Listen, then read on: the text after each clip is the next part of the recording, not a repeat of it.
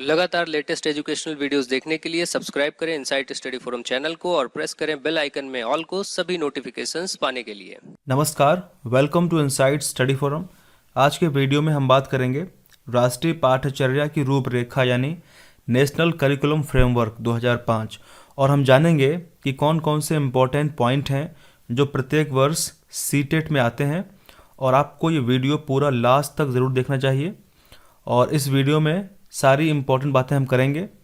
और next video हम बनाएंगे एनसीएफ का, जिसमें हम क्वेश्चंस को देखेंगे और यदि कोई इम्पोर्टेंट पॉइंट इसमें स्किप हो जाएगा तो वो उस पार्ट में कवर किया जाएगा। तो स्टार्ट करते हैं। सबसे पहली बार 1975 में 1975 में इसको लाया गया था और उसके बाद में 1988 में इसमें कुछ परिवर्तन किए गए और उसके बाद 2000 में इसमें कुछ परिवर्तन किए गए और फाइनली 2005 वाली जो है ये चौथी है, फोर्थ वाली है। ठीक है, तो अगर क्वेश्चन आता है हमारे एग्ज़ाम में कि 2005 वाली जो एनसीएफ है ये कौन सा नंबर वाली है, यानी किस नंबर पे है ये, तो ये फोर्थ नंबर पे है। और जैसे कि हम जानते हैं कि समय के साथ साथ परिवर्तन बहुत ज़रूरी होता है, जैसा कि 1975 से 2005 तक हमने देखा।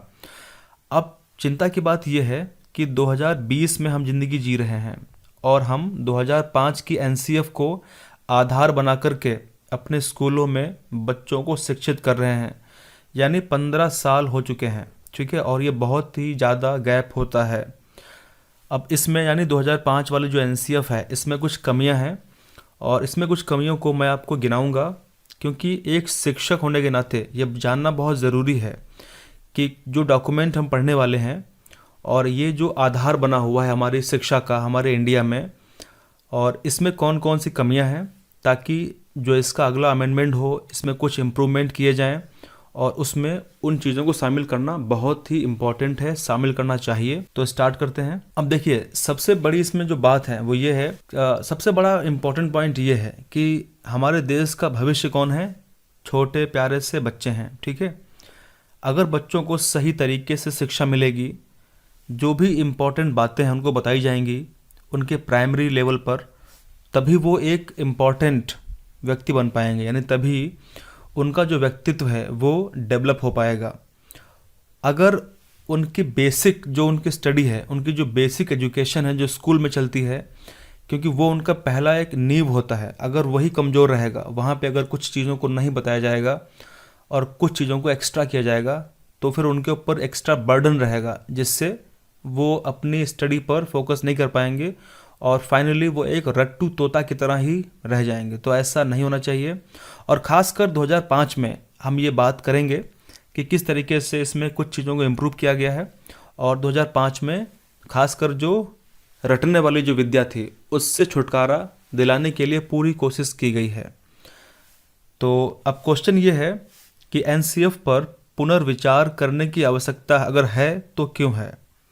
अब देखिए, समय के साथ साथ परिवर्तन के अनुसार स्कूल के पाठ्यक्रमों में परिवर्तन किया जाना चाहिए। ठीक है, और जो कमियां रह गई हैं उन कमियों को दूर करना चाहिए, क्योंकि ऐसा नहीं होता है कि अगर कोई डॉक्यूमेंट बनाया गया है तो वो एकदम परफेक्ट है सभी समय के लिए। वो जब बनाया गया था तब वो उस समय के लिए परफेक्ट था।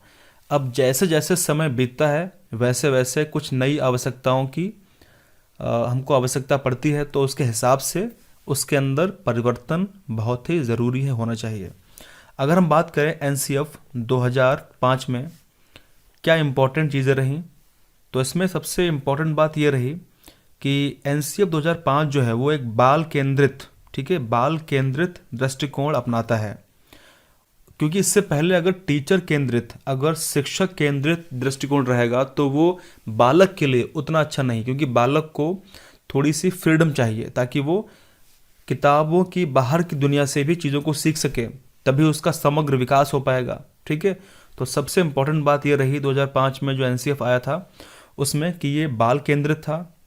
दूसरा ये था कि बिना बोझ के सीखना और एकदम जॉयफुल तरीके से, यानी आनंददायी तरीके से सीखना, उस पर विचार किया गया, उस पर जोर दिया गया था, ताकि बच्चे जो हैं वो एंजॉय के साथ में लर्निंग करें, सीखें, अधिगम करें। ठीक है, अब लेकिन अगर हम पुस्तकों को देखें, जो पुस्तकें एनसीईआरटी वाली पुस्तकें जो हैं, अगर हम उनको देखें तो हमको ये उसके थोड़ा सा विपरीत दिखाई देता है। एग्जाम्पल मैं आपको दे करके बताऊंगा, ठीक है। अब जैसे मान लीजिए फॉर एग्जांपल जो क्लास 6 की एनसीईआरटी की जो क्लास 6 की जो बुक्स हैं, उसमें जो 10 से 11 वर्ष के जो बच्चे होते हैं वो जब पढ़ते हैं, खासकर नागरिक जीवन की जो पुस्तकें हैं उसमें जो पढ़ते हैं, तो उसमें उनको रूढ़िबद्ध धारणा और पूर्वाग्रह जैसी जटिल अवधारणाएं पढ़ाई जाती हैं, ठीक है। अब क्वेश्चन ये उठता है कि ये 10 से 11 वर्ष के जो बच्चे हैं, क्या वो ऐसे जटिल कठिन समाज मनोवैज्ञानिक वाली चीज़ों को क्या वो सही तरीके से समझ सकते हैं, पढ़ सकते हैं? मेरा मानना यह है कि 10 से 11 वर्ष वाले बच्चों को ये चीज़ें नहीं पढ़ाना चाहिए, क्योंकि अगर ये चीज़ें पढ़ानी चाहिए तो ये थोड़ा सा 15 से 16 यानी थोड़ी सी उच्च जो क्लासेस होंगी, उच्च कक्षाएं जो होंगी, उनमें इन चीज़ों को पढ़ाना चाहिए, ताकि वो सही तरीके से समझ पाएँ उसको और आगे उसको इम्प्लीमेंट करने की कोशिश कर पाएँ, ठीक है। दूसरी बात इसमें यह है कि जो हमारी जो एनसीईआरटी की बुक्स हैं, खासकर प्राइमरी लेवल की जो बुक्स हैं और खासकर जो क्लास 6 के बाद वाली जो पुस्तकें हैं, ठीक है, उनमें जो हमारा जो प्राचीन इतिहास रहा है, जिस तरीके से हमारे इतिहास में जो हमारा समग्र ज्ञान है, वैदिक ज्ञान है, वो इन पुस्तकों में कहीं दिखाई नहीं देता है। यानी मैं बात कर रहा हूँ वैदिक मैथ की, वैदिक गणित की।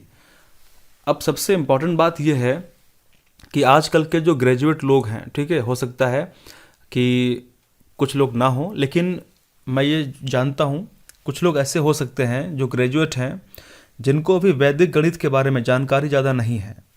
अब इसके पीछे सवाल उठता ये है कि अगर हमारी शिक्षा की व्यवस्था ऐसी होती कि हमको बचपन से वैदिक गणित के बारे में बताया जाता कि किस तरीके से बिल्कुल स्टार्टिंग से, बेसिक से, ताकि हम उसको स्टेप बाय स्टेप समझ पाते और आगे चल करके किस तरीके से उसका हम यूज़ करते, तो आज हमारे लिए गणित उतना कठिन नहीं होता। दूसरी बात यह है कि हमारी प्राचीन जो धरोहर है वो वैदिक ज्ञान है, उसके साथ साथ में जो बड़े बड़े ऋषि मुनि हुए हैं, जैसे पतंजलि, जैसे पाणिनि, तो इन लोगों ने अपने कुछ पुस्तकें लिखी, विचार दिए। मैं बात कर रहा हूँ आयुर्वेद की। जो आयुर्वेद है और जो योग विद्या है, ठीक है, वो प्राचीनतम हमारी धरोहर है भारत की। अब सबसे मज़े की बात यह है कि उनको भी हमारी पुस्तकों में कहीं भी दिखाया नहीं जाता है, ना तो उनको छोटे बच्चों को पढ़ाया जाता है बेसिक से, ठीक है। अगर उनको ये सब चीज़ें किताबों में रखी जाएं और बताई जाएं तो इससे एक पॉजिटिव इफेक्ट आएगा और हमारी जो शिक्षा की व्यवस्था है वो अच्छी होगी। बाकी आप लोग बताएं कि आपका विचार क्या है, और मैं ये जानना चाहता हूँ कि आप लोगों को क्या लगता है कि जो एनसीईआरटी 2005 वाला है ये एकदम परफेक्ट है या फिर इसमें कुछ चेंज लाने की आवश्यकता है, और आपको क्या लगता है कि इसमें कौन सा चेंज लाया जा सकता है। तो आप लोग ज़रूर कमेंट में करें, क्योंकि कुछ लोग ऐसे होंगे जो कमेंट ज़रूर पढ़ते होंगे परंतु कमेंट करते नहीं होंगे, ठीक है। तो वो लोग जानें कि आप लोग क्या सोचते हैं। एज ए शिक्षक के नाते आपका ये एक राइट है कि आप लोग ज़रूर किताब से बाहर जा कर के चीज़ों पर चिंतन करें और उसके अतिरिक्त कुछ डिबेट इत्यादि करने की कोशिश करें, ठीक है। तो इसके बाद अगर हम समझें तो आपको मैं एग्जांपल देने वाला हूँ यहाँ पे। अब बात ये है कि जो हमारे पाठ्यक्रम हैं, ठीक है, उनमें जो शीर्षक होते हैं उन पर भी हम क्वेश्चंस कर सकते हैं कि उन शीर्षक के बजाय अगर हम कुछ दूसरा शीर्षक लेते तो ज़्यादा बेटर रहता। सपोज़ जैसे मान लीजिए क्लास 6 का एक मैं एग्जांपल ले रहा हूँ। इसमें एक चैप्टर में लिखा हुआ है कि वह सम्राट जिसने युद्ध छोड़ दिया, ठीक है, यानी बात हो रही अशोक की, ठीक है। अशोक वह सम्राट जिसने युद्ध छोड़ दिया। अब अशोक की अगर हम बात करें तो अशोक ने पूरे विश्व में अलग अलग कंट्रीज़ में बौद्ध धर्म का प्रचार किया और बौद्ध धर्म में शांति का प्रचार किया कि किस तरीके से शांति अत्यंत आवश्यक है। अब दिक्कत यह है कि जो शीर्षक रखा गया है वो ये रखा गया है कि अशोक वह सम्राट जिसने युद्ध छोड़ दिया। अगर हम इसकी बजाय ये रखते कि अशोक वह सम्राट जिसने शांति का संदेश फैलाया, तो ये ज़्यादा उचित रहता, ज़्यादा अच्छा रहता, ताकि छोटे जो बच्चे हैं क्लास 6 में हैं, उनकी जो आयु है वो लगभग 10 से 11 वर्ष की आयु है, तो वो सही तरीके से उनके दिमाग में एक पर्सपेक्टिव जाता कि किस तरीके से शांति की बात की जा रही है, ना कि युद्ध की बात की जा रही है। मैं आपको दिखाता हूँ एग्जाम्पल में। एनसीईआरटी क्लास 6 की ये बुक है। इसमें जो अध्याय दिए गए हैं यहाँ पे आप देखिए, अध्याय 8 में लिखा हुआ है, अशोक एक अनोखा सम्राट जिसने युद्ध त्याग दिया। अगर हम इसकी बजाय यहाँ पे ये लिखते हैं, अशोक एक अनोखा सम्राट जिसने शांति का संदेश पूरे विश्व में फैलाया, तो ज़्यादा उचित रहता। ये एक मेरा मानना है, क्योंकि हर व्यक्ति का अपना एक अलग पर्सपेक्टिव हो सकता है, विचार हो सकता है। आपका क्या मानना है तो आप लोग ज़रूर कमेंट में बताएं, ठीक है। और जिन लोगों ने इसको पूरा ये बनाया है, एनसीईआरटी बुक्स में चैप्टर्स को लिखा है, क्या शीर्षक लिखा है, उनका क्या मानना था, तो वो अपना उनका अलग मानना होगा। लेकिन समय के साथ साथ परिवर्तन बहुत ज़्यादा ज़रूरी होते हैं, ठीक है। तो अब हम बात करेंगे हमारे एनसीईएफ 2005 के बारे में। स्टार्ट करते हैं। तो ये डॉक्यूमेंट जो है, ठीक है, इस डॉक्यूमेंट में इंडिया में जो स्कूल हैं, स्कूल शिक्षा कार्यक्रमों के भीतर पाठ्यक्रम, पाठ्यपुस्तक और शिक्षण प्रथाओं को बनाने के लिए एक रूपरेखा प्रदान करता है। मतलब ये अत्यंत आवश्यक एक डॉक्यूमेंट है, जिससे स्कूल में क्या सिलेबस होना चाहिए, कौन कौन से टेक्स्ट बुक्स होना चाहिए, किस तरीके से स्कूल की जो टीचिंग है वो कैसी होनी चाहिए, ताकि बच्चों को एक संपूर्ण तरीके से उनका समग्र विकास हो सके। ये सारी बातें ये करता है और बहुत ही ये बेहतरीन डॉक्यूमेंट है। अगर आप इसको पूरा पढ़ेंगे तो आपको वाकई में बहुत मज़ा आएगा और आपकी जो परीक्षा है उसमें काफ़ी इसको क्वेश्चन यहाँ से देखने को मिलेंगे। दूसरी बात यह है कि राष्ट्रीय पाठचर्या की जो रूपरेखा है 2005 की, इसको 22 भाषाओं में ट्रांसलेट किया गया है। अब जैसा कि हम जानते हैं, हमारे संविधान की जो अनुसूची है, जो शेड्यूल है, उसमें जो भाषाएं शामिल हैं तो उनमें इसको ट्रांसलेट किया गया है। और इसके साथ में 17 राज्यों में, 17 स्टेट्स में इसने इन्फ्लुएंस किया है, ठीक है। 17 स्टेट को इसने इन्फ्लुएंस किया है। अब यहाँ पे बात ये है कि अगर ये, क्योंकि केंद्र ने इसको लागू कराया है, अब बारी स्टेट की है।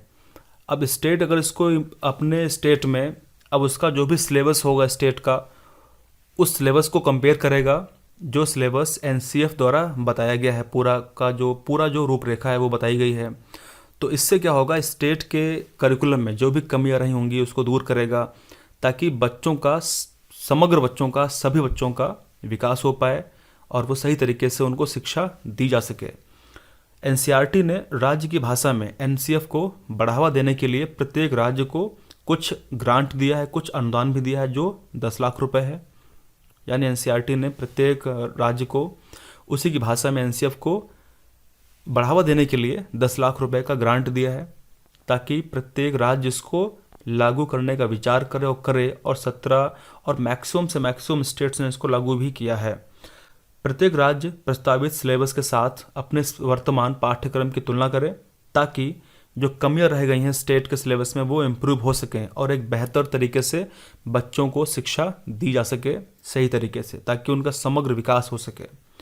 कई राज्यों ने इस चुनौती को स्वीकार किया है और ये बहुत ही अच्छी बात है। अगर मैं एग्जांपल दूं तो कुछ लोग ऐसे होंगे जो लोग 2005 के आसपास 2006-07 में पढ़ते होंगे, तो वहाँ पे यूपी बोर्ड की अलग सी बुक्स, मैं बात कर रहा हूँ खासकर यूपी की, ठीक है, तो यूपी बोर्ड की कुछ अलग सी बुक्स आती होंगी। अब क्या है, अब एनसीईआरटी की बुक्स चलती हैं। तो आजकल के जो बच्चे हैं वो यूपी में एनसीईआरटी की बुक्स को पढ़ते हैं, और जो बाकी लोग होंगे, जैसे मैं था तो उस समय यूपी की बुक्स थी, काफ़ी मोटी मोटी बुक्स थी, बड़ा अजीब सा सिलेबस था। अभी क्या है, अभी पूरा एक समग्र है, ताकि सही तरीके से जो उचित है वो ही पढ़ाया जाए, ताकि विकास हो सके। दूसरा ये है कि यह अभ्यास राज्य शैक्षिक अनुसंधान और प्रशिक्षण परिषद यानी एससीईआरटी और जिला शिक्षा और प्रशिक्षण संस्थान, जिसको डाइट बोलते हैं, उसकी भागीदारी के साथ संपन्न किया गया है। तो स्टेट में जो है वो एससीईआरटी और डाइट ने इसको जिम्मा उठाया है, इसको सही तरीके से लागू कराने का। अब इसमें कुछ इंपॉर्टेंट बातें ये हैं कि इस दस्तावेज को 5 क्षेत्रों में विभाजित किया गया है। अब वो कौन कौन से क्षेत्र हैं ये जानना बहुत ज़रूरी है आपका। एक है पर्सपेक्टिव, दूसरा है लर्निंग एंड नॉलेज यानी सीखना और ज्ञान, उसके बाद में है पाठ्यक्रम क्षेत्र और स्कूल चरणों और मूल्यांकन यानी curriculum areas, school stages assessment, उसके बाद में स्कूल एंड क्लासरूम इन्वायरमेंट कि किस तरीके से स्कूल और क्लासरूम का इन्वायरमेंट होना चाहिए, क्योंकि बच्चों को वो एक बेसिक तरीके से इन्फ्लुएंस करता है। जब बच्चा स्कूल में बैठता है और वहाँ का जो क्लासरूम का जो इन्वायरमेंट है वो बच्चों को पहले ही इफ़ेक्ट करता है। तो अगर वो बढ़िया होगा, अच्छा होगा, तो उससे एक लर्निंग, एक अधिगम में हेल्प मिलेगी। और अगला है सिस्टमेटिक रिफॉर्म्स। ये बहुत ही आवश्यक है कि सिस्टमेटिक तरीके से रिफॉर्म होते रहें। तो अगला इसमें यह है, अब बात इसमें ये आती है कि किस तरीके से ये डेवलपमेंट हुआ, किस तरीके से इसका विकास हुआ।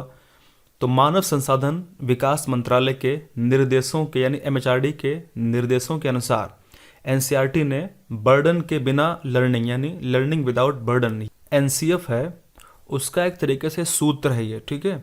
तो आप ध्यान रखेंगे, लर्निंग विदाउट बर्डन ये एक तरीके से फार्मूला है NCF 2005 का, ठीक है। लर्निंग विदाउट बर्डन रिपोर्ट के प्रकाश में स्कूली शिक्षा के लिए राष्ट्रीय पाठ्यचर्या की रूपरेखा की समीक्षा करने का जिम्मा उठाया है, यानी NCERT ने इसको पब्लिश कराया है। और अगली बात इसमें यह है, काफ़ी इंपॉर्टेंट बात यह है कि प्रोफेसर श्री यशपाल की अध्यक्षता में राष्ट्रीय संचालन समिति यानी नेशनल स्टीयरिंग कमेटी ने 21 राष्ट्रीय समूहों का गठन किया है और इन सभी लोगों ने मिलकर के एक बेहतर NCF बनाने का प्रयास किया है ताकि सही तरीके से बच्चों को सही जानकारी और शिक्षा दिलाई जा सके। NCF 2005 की जो शुरुआत है वो रविन्द्रनाथ टैगोर के एक निबंध सिविलाइजेशन एंड प्रोग्रेस यानी सभ्यता और प्रगति के एक उद्धरण से होती है। इसमें कवि कहते हैं, कवि याद दिलाते हैं कि बचपन में रचनात्मक भावना और उदार खुशी ही एक कुंजी है जिसमें से दोनों को एक नासमझ वयस्क समाज द्वारा विकृत किया जा सकता है, यानी जो अनथिंकिंग अडल्ट वर्ल्ड है वो इसको डिस्टॉर्ट कर सकता है, ठीक है। तो यहाँ से इसको लिया गया है। अब ये कुछ गाइडिंग प्रिंसिपल्स हैं कि किस तरीके से कौन कौन से इंपॉर्टेंट ड्राइविंग फैक्टर्स हैं जो इसको ड्राइव करते हैं। अब इसमें connecting knowledge to life outside the school ये अत्यंत आवश्यक हैं, तो आप लोग इनको ज़रूर याद करना, ठीक है। तो यहाँ पे हम देखते हैं इसमें राष्ट्रीय पाठ्यचर्या की रूपरेखा 2005 के 5 मार्गदर्शक सिद्धांत हैं। अब सिद्धांत कौन कौन से हैं? पहला ये है connecting knowledge to life outside the school, यानी ज्ञान को स्कूल से बाहर जीवन से जोड़ना। अब ऐसा नहीं होता कि जितना स्कूल में पढ़ाया जाता है, जो भी टेक्स्ट बुक में लिखा हुआ है बस वही, मतलब स्टूडेंट को उसी से केंद्रित नहीं करना है, उसको बाहर जो स्कूल से बाहर जो लाइफ है किस तरीके से प्रैक्टिकल तरीके से वो सोचता है, क्या देखता है, तो वो सब चीज़ों से बच्चा किस तरीके से अधिगम करता है तो उसको शामिल करना चाहिए। Ensuring that learning shifts away from rote method, ये काफ़ी इंपॉर्टेंट है। यह सुनिश्चित करना कि पढ़ाई जो लर्निंग है वो रटंत प्रणाली से मुक्त हो, यानी जो रटने वाली जो सिस्टम है उससे दूर हो, ताकि बच्चे का एक सही तरीके से मानसिक विकास हो पाए। जैसा मान लीजिए अगर स्कूल में कोई टीचर उसको ABCD पढ़ाता है तो ऐसा नहीं होना चाहिए कि बच्चा उसको रट ले, या फिर कोई मैथमेटिक्स में कुछ उसको सवाल देता है, उसको काउंटिंग सिखाता है, तो ऐसा नहीं कि उसको रट ले, उसको वो थोड़ा सा समझे ताकि उसका जो मानसिक विकास है वो पूर्ण तरीके से धीरे धीरे हो पाए, चीज़ों को समझ पाए। नेक्स्ट पॉइंट है enriching the curriculum so that it goes beyond the text book, यानी पाठ्यचर्या का इस तरीके से संवर्धन हो ताकि बच्चों का चहुमुखी विकास हो पाए, ठीक है। ऐसा ना हो कि बच्चे केवल पुस्तक से केंद्रित बनकर रह जाएं। और अगला पॉइंट है कि making examinations more flexible and integrating them with classroom life, यानी परीक्षाओं को अधिक लचीला बनाना और कक्षा की गतिविधियों से उसको जोड़ना, ताकि बच्चे को एक सही तरीके से, यानी जो बच्चा क्लास में बैठा हुआ है जो भी वो दिन भर में एक्टिविटीज़ करता है वो सब शामिल हों उसके अंदर, इस तरीके से बनाए ताकि बच्चा सही तरीके से उसको अंडरस्टैंड कर पाए और वो उससे डरे नहीं। Next point nurturing and overriding identity inform by carrying concerns with in the democratic polity of the country, यानी एक ऐसी अधिभावी पहचान का विकास करना जिसमें प्रजातांत्रिक राज्य व्यवस्था के अंतर्गत राष्ट्रीय चिंताएं समाहित हों, और काफ़ी इंपॉर्टेंट भी है। अगला पॉइंट है कि राष्ट्रीय पाठ्यचर्या की रूपरेखा 2005 के कुछ इंपॉर्टेंट पॉइंट हैं जो आपको याद करना बहुत ज़रूरी है। वो ये हैं कि JP नाइक, आपको नाम ध्यान रखेंगे, JP नाइक ने भारतीय शिक्षा के लिए समानता, गुणवत्ता और मात्रा को अनन्य त्रिकोण के रूप में वर्णित किया है। अगला पॉइंट है सामाजिक संदर्भ के संबंध में NCF 2005 ने सुनिश्चित किया है कि जाति, पंथ धर्म और लिंग के बावजूद सभी को एक मानक पाठ्यक्रम प्रदान किया जाएगा। ऐसा नहीं होगा कि जाति, धर्म, पंथ और उसके लिंग के हिसाब से हम उनको डिस्ट्रीब्यूट करेंगे जो पूरा कार्यक्रम है, ठीक है। ऐसा नहीं, उस सभी तरीके से समान ही सभी लोग ट्रीट किए जाएंगे, तभी सभी का समग्र विकास हो पाएगा। और उसके बाद में 14 साल की उम्र तक के बच्चों को केंद्रित दृष्टिकोण विकसित करना और सार्वभौमिक नामांकन यानी यूनिवर्सल एनरोलमेंट, ताकि सभी लोग एनरोलमेंट कर पाएँ, सभी को शिक्षा मिले, और प्रतिधारण यानी रिटेंशन को बढ़ा, ताकि उनका रिटेंशन बढ़े, ठीक है। और अगला है राष्ट्रीय पाठ्यचर्या की रूपरेखा। एनसीएफ 2005 में शिक्षक विद्यार्थियों के ज्ञान के निर्माण में एक सहायताकर्ता के रूप में भूमिका निभाता है। ये अत्यंत इम्पॉर्टेंट है। तो आप लोग ध्यान रखेंगे कि जो टीचर है, शिक्षक है, वो 2005 में जो एनसीएफ था उसके अकॉर्डिंग क्या है, एक सहायता करता है, ठीक है। बस एक फैसिलिटेटर है, सहायता करता है। या फिर हम ये कह सकते हैं कि राष्ट्रीय पाठ्यचर्या की रूपरेखा 2005 में शिक्षक जो है वो उसकी जो भूमिका है वो एक उत्प्रेरक के रूप में ही है, ताकि वो कैटलिस्ट की तरीके से काम करेगा और बच्चों को मोटिवेट करेगा, उनको एक सही तरीके से फैसिलिटेट करेगा। और एक इम्पॉर्टेंट बात यह है कि राष्ट्रीय पाठ्यचर्या की रूपरेखा 2005 के अनुसार प्राथमिक स्तर पर भाषा का माध्यम मातृभाषा होना चाहिए, क्योंकि मातृभाषा जो है बच्चा बचपन से जानता है, जब उसका जन्म होता है तब वो अपनी मातृभाषा ही सीखता है। तो इसीलिए प्राथमिक स्तर पर जो भी चीज़ें उसको पढ़ाई जाएं वो उसकी मातृभाषा में हो, ताकि वो सही तरीके से कनेक्ट कर पाए और जल्दी उसको सीख पाए, ना कि उसको इंग्लिश या फिर हिंदी ही कंपलसरी सीखना ही पड़े। और इसीलिए अलग अलग स्टेट में उनकी अलग अलग भाषाएं होती हैं, जो बच्चा अब प्राइमरी स्तर पर अपनी भाषाओं को सीखता है। तो ये थे कुछ इम्पोर्टेंट पॉइंट्स जो हमने जाने एनसीएफ 2005 में। और बाकी नेक्स्ट वीडियो में हम बात करेंगे एनसीएफ का अलग अलग सब्जेक्ट पर क्या विचार है, मतलब कौन कौन से इम्पोर्टेंट पॉइंट हैं जो अलग अलग सब्जेक्ट में एनसीएफ के द्वारा बताए गए हैं, जैसे साइंस है या फिर ईवीएस है या मैथमेटिक्स है, किस तरीके से उनको पढ़ना चाहिए और कौन कौन से इम्पोर्टेंट बिंदु हैं। तो उसको हम नेक्स्ट वीडियो में देखेंगे, और उस वीडियो में हम प्रीवियस ईयर क्वेश्चन को सॉल्व करेंगे जो पूछे गए हैं सीटेट में, जो आपके एनसीएफ से होंगे, ठीक है। तो इस तरीके से हम कम्प्लीटली एनसीएफ को कंप्लीट करेंगे, ताकि अगर कोई क्वेश्चन आता है तो आप उसको सही तरीके से सॉल्व कर लें। और बाकी हम प्रैक्टिस क्वेश्चंस करेंगे, तो एनसीएफ के ऊपर कुछ प्रैक्टिस क्वेश्चंस मैं लेके आऊँगा, ताकि कुछ क्वेश्चंस जो नहीं पूछे गए हैं किसी एग्ज़ाम में उनकी प्रैक्टिस हम कर लें, और हो सकता है कि वहाँ से भी कुछ इनपुट मिले और आपके एग्ज़ाम में क्वेश्चंस आएँ, ठीक है। तो थैंक यू वेरी मच, मिलते हैं नेक्स्ट वीडियो में। Thank you, thanks a lot.